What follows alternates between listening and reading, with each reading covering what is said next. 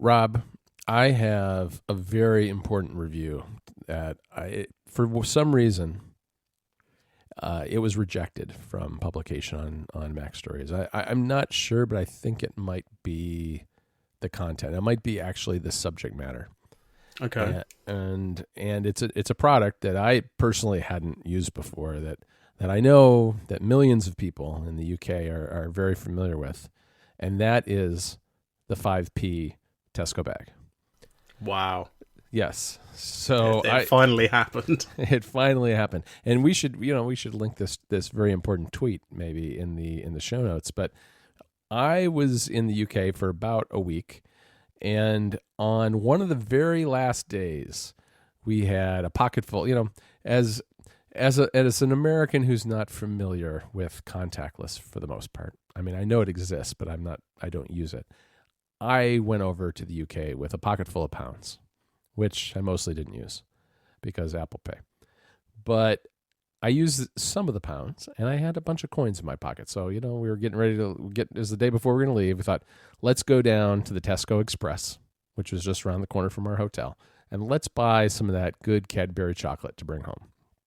Of course. So we went and got our twirls and our crunchies, and I think like a box of the Heroes, which is the little mini ones. That's a mixture of different things. Yeah. Bunch of different stuff. Right. We picked up all that, and I was having some trouble with the automated checkout. It was not taking it wasn't actually scanning my items. So I went over to, I forget how they described the line with a human at the end of it. It was like concierge service or something kind of strange. But in any event, the guy asked me if I wanted a bag, and I thought, oh, yes, I do. So for the show, I spent the extra 5p, and I got myself a Tesco bag. And I got to say that I was impressed. I took that Tesco bag and walked a mere 2 blocks back to my hotel, emptied it out, and I'm trying to remember if I brought it back. I don't think I brought it home, Rob. I wish I could say that I brought the Tesco bag home. Well, there's something interesting here. That the bag that you have got, because about a month or two ago, Tesco stopped doing 5p bags. Okay. So the bag you've got is actually a lot higher quality than the 5p bags that we perhaps have discussed in the past. Oh, I see. Because I was very impressed with this bag. And to be honest, I didn't look at my receipt to see how much I was charged for the bag. I just figured it's a Tesco bag. Money is no object. So I got my Tesco bag, and it had fancy handles, like separate handles that were somehow affixed to the bag. It was quite thick, and it did a real yeoman's job of carrying that candy 2 blocks back to my hotel. Yeah, it's. I mean, for as plastic bags go, I mean they're pretty good. I don't, we. It was kind of a squarish bag. It had a nice little bottom. It's the kind of thing that I looked at and I was like, I could take this home, because this is the kind of bag where you could see just using it for, I don't know, you're going over to somebody's house and you're going to a party, going to a dinner party, you need to bring a few things. You're bringing a bottle of wine, maybe you're bringing an appetizer. You could all fit this in here quite nicely, and being here in America, maybe I'd look a little more continental if I brought a Tesco bag along with me. People don't know. They think it's a fancy store, not just a Tesco Express, which is, like 7-Eleven. But I left it behind just because I packed very, very light for this trip and had no room for anything whatsoever other than my new sticker for my desk from the Supreme store, because as Mike Hurley told me, I'm a hype beast. I don't know what that means. A hype beast is as it was explained to me by one of my sons, is a teenager that uses their parents' credit card to go buy expensive Supreme clothing and sneakers and things like that. The sneakerheads. I see. Okay. So my sticker is a much more economic purchase because it was £1. It didn't cost me much money, and I got a sweatshirt for my son. But the sticker was no big deal, and I figured it makes me look. It doesn't really make me look cool, but I like to pretend that it does. So I've got a Supreme sticker now. Wow, there you go. I've learned what hype beast means. You got stickers. You finally had a Tesco bag, at least momentarily. I feel like my life is complete. Really, it's really one of those things where you don't know that you've lived until you've actually had both a Tesco bag and gone to the Supreme store, which is, like skateboard stuff and that sort of thing. Sure. Yeah. Yeah. I had to wait in a line. I mean, I had to get into the store. You had to have a ticket. I had to wait in 3 lines, in fact, to get into the store in the heat in Soho. Okay. It was a project to go into the store, which to buy things from a company that are so in demand that what is actually in the physical store is effectively the clearance rack, because everything that is good is already gone. Yeah, there's a few stores that kind of get like that in London. I think, some clothing stores like that, but then also just stores that are like popular with tourists.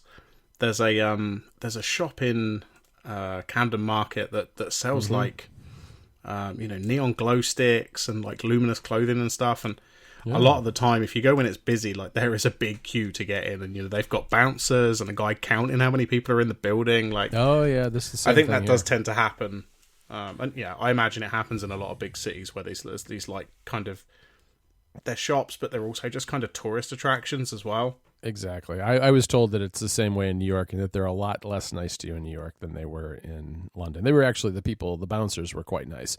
You weren't allowed to take pictures inside the store though. Oh. Which struck me as very strange, but whatever. Yeah. I didn't make it to Camden. That's one place I wanted to go, but I didn't go there. I walked a lot. I walked some days like 15, 16 miles, I think. It was crazy. A lot of walking. But I was looking at your photos and I'm thinking, God, he's travelled like quite a fair way. Like these things aren't close to each other. No, they aren't.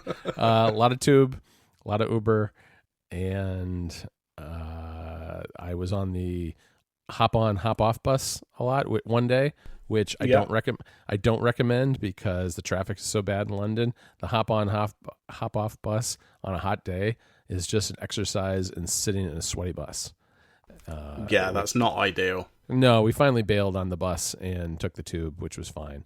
And we also were on the there's a hop on, hop off boat too that you can take up and down from like Greenwich on up to Westminster or so. There's like 3 or 4 stops in between.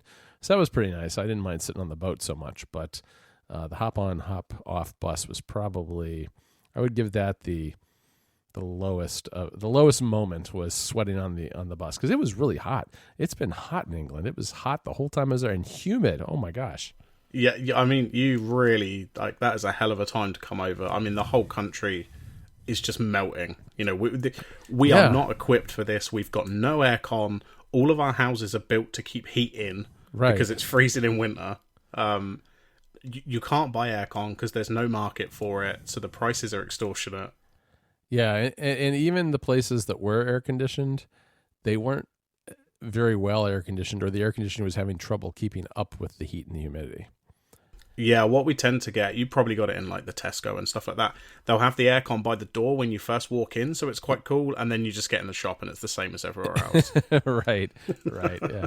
So anyway, I sweat off a lot of pounds while I was in London, but yeah, I had a great time. It was a great visit and had a lot of fun. So, but I got to say that Tesco bag was probably the number one highlight. I mean, truth be told, it's why I went to London to begin with.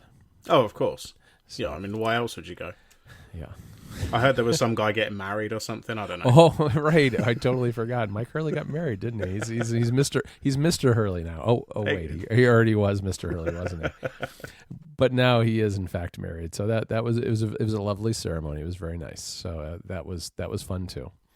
Yeah, it's, I guess it was just a shame I couldn't get up to London, so we could actually meet because we've never actually met in person. I know. I met the one and only Frank Towers for the first time, which was kind of nice. I mean, he has a real name now, so he does. Simon Buckmaster. We can actually say that in real life, but it was one of those things. Was like I had no idea who this guy was who was introducing himself to me. I was like, oh, we've worked together. Yeah, he was. He came to the. I think it was the Upgrade meetup last year. But he was just going, "Oh yeah, I'm Simon" to people. Like he wasn't telling anybody who he was. Right. Like nobody worked it out because obviously, why would you work it out? Yeah. I've met him a few times because he's actually from Portsmouth. Right. he's got family here, so he comes down. And but yeah, so it sounds like you had a good week. Well, certainly looked like everyone was having fun. Yeah, it was nice. And I'm sure our time will come when we can meet at some point. Yes, we will make it happen one way or the other. You should come to the Connected meetup or taping in New York City. I mean, unless it's the week between Christmas and New Year when I'm already going to be in New York, that's not going to happen. I forgot. Right. No, it's in October sometime. I'm not really sure when. But yeah, I mean, I heard that they were doing that. But so today was also a big day because we got new MacBook Pros. We did. And I think that I stirred up the internet a little bit by saying that I was troubled by the fact that they hadn't fixed the keyboard. And I found, to my great surprise, that there are many people on the internet who don't believe that there is a problem with the keyboards on the MacBook Pro. Sure, because it hasn't happened to them, so there must be no problem. Yes. And I am not like a violently anti MacBook Pro person. I have one. It's from late 2016. I really like it. But you know what I do? I type a lot. Yeah. And this is not a good keyboard. I mean, you just can't, there's not any way around it. There are aspects of the keyboard that I like. I mean, I don't mind the shallow throw of the keys. I like that they're stable. I like, that they're not kind of mushy and wobbly like the old MacBook Pros were.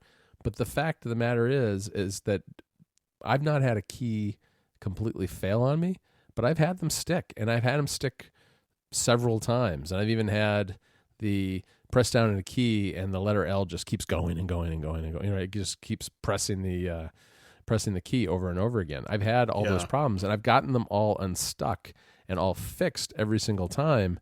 But it's really frustrating and annoying when the main input on a computer is a keyboard and it just doesn't work reliably. And when I read that the MacBook Pros were being updated, I was pretty excited because I'm not in the market for a new one. I'm not going to buy a new one, but I thought that these upgrades looked really nice. I mean, they're updating the display both on the main display and the touch bar display. Sure. They've got more cores, faster CPUs, more RAM, more storage. They're good upgrades. But the only thing they say on the website is that they have a third generation keyboard that's designed to be quieter. And yes, the older keyboards are kind of clacky. I don't really mind that, except that like if you're sitting in bed trying to type and your partner's trying to sleep next to you, the clackiness is annoying. But that's pretty rare. I try not to type in bed a lot. Yeah. So that's not nice feature, but who really cares? But then Apple said to someone at The Verge that the keyboards were designed to be quieter. They were not designed to address the issues. They're the subject of, they've got this extended warranty on the keyboards that you can take them in for 4 years after sale if you have a problem. And that struck me as odd. And then they went on to say that they view the problem as being a problem that's experienced by I think they said a tiny, tiny number of the users. And a couple of things about that is like, one, I believe that it's reported by a tiny, tiny number of users because probably a lot of people are like me, and I need my computer, and I don't want to take it in and lose it for several days to get the keyboard looked at when I usually use it in clamshell mode anyway, so the keyboard's not an issue. And when I do use it with the built-in keyboard, it's not terrible most of the time. So I've learned to tolerate it. So that's my unhappiness with that has been gone unreported. So I believe that not many people have reported it, but I don't really believe that it's a really small issue because I just know too many people in real life who have had problems with them. And, I mean, I've had this problem with my E key got stuck. Yeah. And bear in mind, I take my laptop to work, put it on a stand and plug it in, and do not use this keyboard. I use it at home, a couple of hours, maybe an hour a night or something, a little bit of the Right. weekend. I don't use this keyboard, basically. Like, it barely gets used, and I've had these problems. So people who are using it all the time, in coffee shops, and they're out and about with it, like, there is just way too many people. Like, as far as I'm concerned, Apple are lying.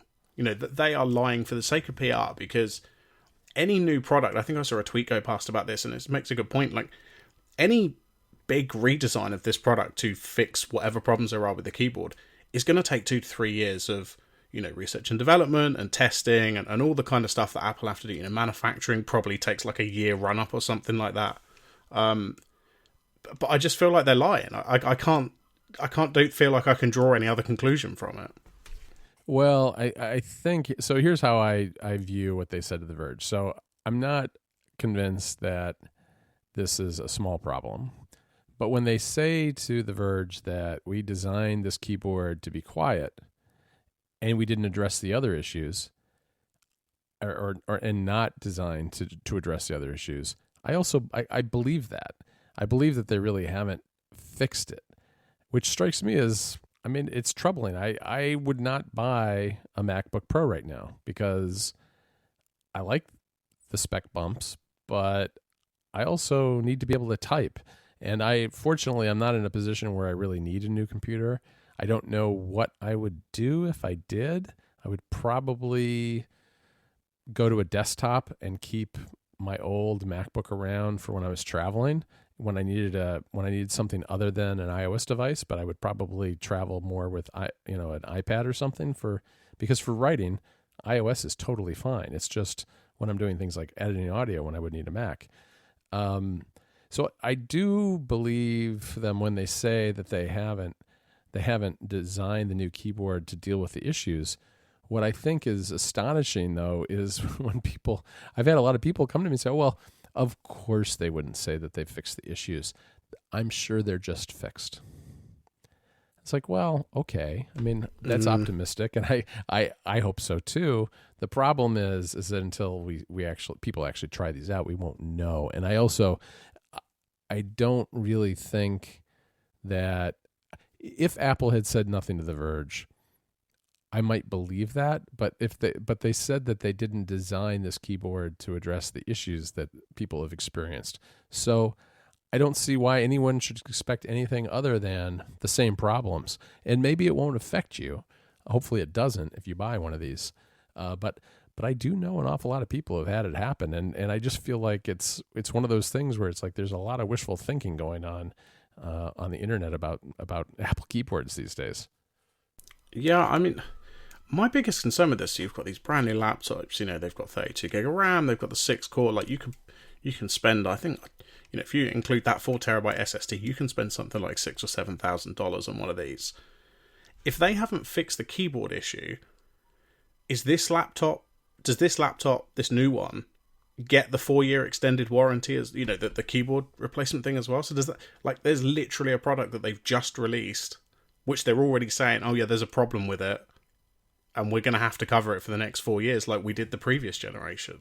Yeah, somebody on Twitter made a good point to me that I thought was interesting, which is, well, maybe, but they don't have to do that at least for a year when the built-in warranty runs out. So that I think is I think I tend to agree with that, but I know what you're saying. I kind of feel the same way about it. I'm not really sure what to think, releasing a product, which, like I said, I'm not like a huge MacBook Pro hater. I don't really mind the fact that a lot of the ports were taken away. I generally really like my MacBook Pro, but I just don't see how anyone can come to the conclusion but that there are issues with this keyboard. And all right, maybe they can't fix them already, but it's something that they've got to fix. And I find it just bothers me that they're not dealing with it in some kind of way, or at least talking about how they're going to deal with it. Yeah, I kind of agree with you. Anyway, let's move on to something it's something else Apple announced. They do it every year, but it's they've started the back to school promotion now. So you buy a MacBook, you get some headphones. I think the same applies to an iPad Pro. And luckily for me, I need a MacBook for Jess, and I still have access to get the student discount. So I now have to pick a colour of the Beats Solo 3 wireless, and they have a bunch of new colours. They're like sort of two-tone, different colours that they've got. Right. It's interesting because I think 3 of the 4 are kind of two-tone of the same color, or 2 shades of the same color, whereas there's the indigo, which is kind of like a almost like a royal blue and a lime color combined, right? Yeah, that's right. That's the one that I like. Yeah, I quite like all of them. I'm leaning towards the pop blue, which is like a sort of dark blue with a light blue two-tone. The sort of pink one and the purple one I kind of like, but I don't think the colours necessarily work as nicely as the blue, or even the one that you mentioned, the indigo one. Right. Yeah, no, I think they're really nice. I have been toying with the idea of getting some of the Beats wireless headphones, and I'm not sure if I would get the on-ear ones like the Solo 3s or the studio ones, which are the ones that are over-ear. The reality is I probably shouldn't. I have no business doing that. I've been eyeing a second HomePod too. I mean, I really ought to just keep my money in my pocket and be happy with what I've got for now. But I do like the idea of having a HomePod where I could start, barking commands to Siri as I work down in the basement. Yeah, that'd be nice. You mentioned the over-ear ones, which I think is the studio version. Okay, yeah, that's right. I would probably prefer the over-ear ones, but given that I'm getting these for free, and right. Jess has absolutely no interest in headphones whatsoever, I get to keep these, which is great. She gets a new laptop, and I get to just pick some free headphones. Yeah, that's fantastic. So I think on-ear really bothers some people, I think, but they don't bother me that much. It's just a comfort thing, I guess, more than it. And it's, I guess, a little bit in terms of sound isolation. Yeah, I don't generally get on with them amazingly well, because, I wear glasses. I've got some ear piercings as well, which sometimes can press on those a little bit. Right. But they're free. I'm not going to argue. Yeah. And, I don't need the Beats X because I've got my AirPods. Like they're similar kind of products. They're kind of equivalent. Just depends on which ones you want. So yeah, I'm probably going to go for the blue, and they should be with me Monday or Tuesday once I've ordered. Nice. The laptops are a little bit longer. They're like 2 weeks on the MacBook, the little one USB-C port one. No, that's better than when you order an iPhone in like a case, and the case comes days before the iPhone. At least you've got something a little more useful than an empty case coming to you. Yeah, and I'm not really that concerned about the laptop because it's not for me. So all I really care about is the headphones. Yeah, I have the Beats X, and I find them way more fiddly than the AirPods, but I do like them more for exercising because, I don't know, I feel like they're just a little more sturdy and stay in a little better when you're out jogging or something like that. So that's what I've ended up using them for. And I'm still AirPodless after having sent mine through the laundry. I'm waiting to see if we actually get something in the fall. Yeah. Do you remember Air Power? No, let's not even get into that. Yeah. Well, someday, Rob, yesterday I was reading on Mac Rumors that all the hardware was going to be released in the fall. And today we got the MacBook Pros already. So who knows? Maybe tomorrow we'll get the Air Power. Yeah, I tell you what though, I was listening to this week's episode of Connected, which featured one John Voorhees. I don't know if you've heard of him. I don't know. He's a man on the internet. He's got a lot of podcasts coming out this week.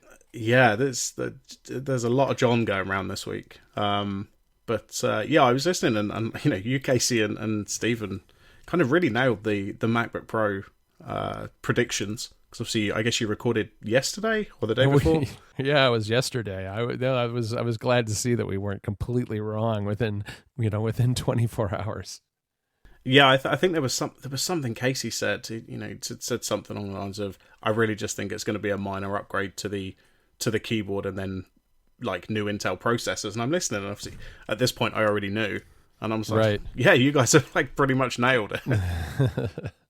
Okay, Rob. Well, I think that's a pretty good place to stop. I mean, it's good catching up with you. It's been a little while since we did one of these, and we'll be back in a couple of weeks, I guess. Yeah, definitely. Yeah, I mean, I guess we'll organise that off air. But yeah, it should be a couple of weeks, and we can, see what's happened. I'm guessing we're going to start getting into more rumours. The next few weeks, I imagine we'll start seeing a few more things pop up. Yeah. We shall see. So I think you're right. All right. We'll talk to you soon. speak to you later.